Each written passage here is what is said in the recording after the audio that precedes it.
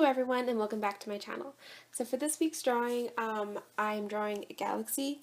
So if anyone had watched my YouTube video for Jazz's Challenge of the Month, you would see that I actually had kind of promised a how to draw galaxies in Copic markers.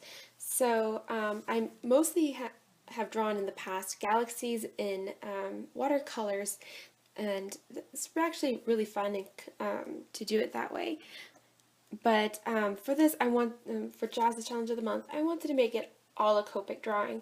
So with a lot of trial and error, I found out how to do it using Copic markers, and the technique that I used then is what I'm sharing with you now.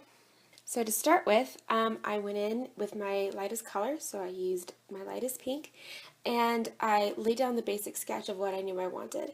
So keeping in mind composition, I put a large kind of spiral galaxy, or what will turn into a kind of spiral galaxy, down the middle of the painting, and then I kind of drew two far off binary systems in the background, and then just to kind of create a balanced composition. While working on this, you must remember that no matter what medium you use, whether it's watercolors or Copic markers, when you're painting a galaxy theme, you need to remember to use your lightest first and then darken your way out. Because if you look at any reference photos of a galaxy, which I strongly recommend that you do, you will see that they're just very light, and then they kind of bleed into that dark color. So just make sure that you lay down your lightest colors first and then work your way into the darker colors. Again, looking at reference photos, you can see that oftentimes the galaxy will have more colors in them than just one blanket color.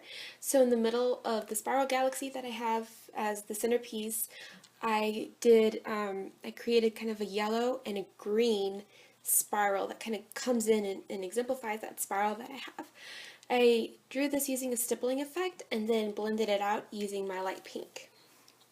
Continuing working on this, I also went in and created these little extra gas arms coming off of the galaxy, and so it means that it kind of makes it look a little less compressed and a little more chaotic, which I kind of liked. And then I went through and started to put the blue in after I've added all the extra colors. So to create the to make sure that this all blends together, I went through and I put down my dark blue, and then I put down a little line of holiday blue right along the edge of the pink and the blue, and then I blended it all out with my darker pink color. I did this so that it will all kind of look like it bleeds into one, and it looks a little bit more believable. I also went through and tightened the lines of the spiral galaxy. This helped to make it look more like a spiral and a little less like just random lines. The key to working with this is blending. You have to be very, very patient and rather quick and blend it really well. So I worked in smaller sections. That way I could blend it a little easier and it would look a little bit more uniform. Favorite things about drawing galaxies is that you can just let your imagination go away with you.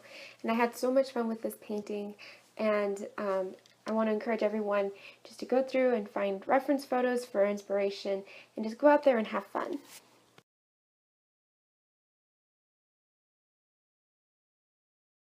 So when shading larger areas, if you become concerned about streaks, which I really wasn't in this particular drawing because I knew that the stars would help obscure it, you could go through and use circular motions and then go through with a second layer to smooth out any abnormalities that you see.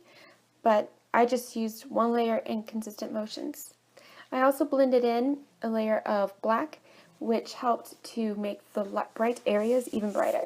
To finish up the drawing, I went through and added a energy beam ray coming out of the center of the galaxy, so this kind of ray of light coming out of the middle of the galaxy. I wanted that to be very, very light so that it didn't command attention to the center of the painting there, because that wasn't supposed to be the centerpiece.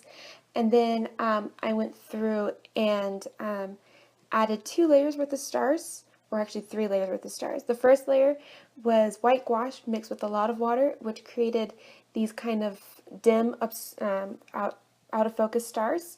I then used almost pure white gouache, so just a little bit of water, and then sprinkled that on. And then I went through as my last layer and I took my paintbrush and I used pure white gouache and just very carefully put in stars by hand into places that I knew I wanted them.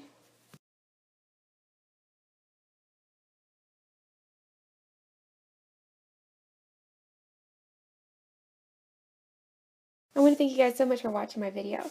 If you liked it, please remember to give it a big thumbs up.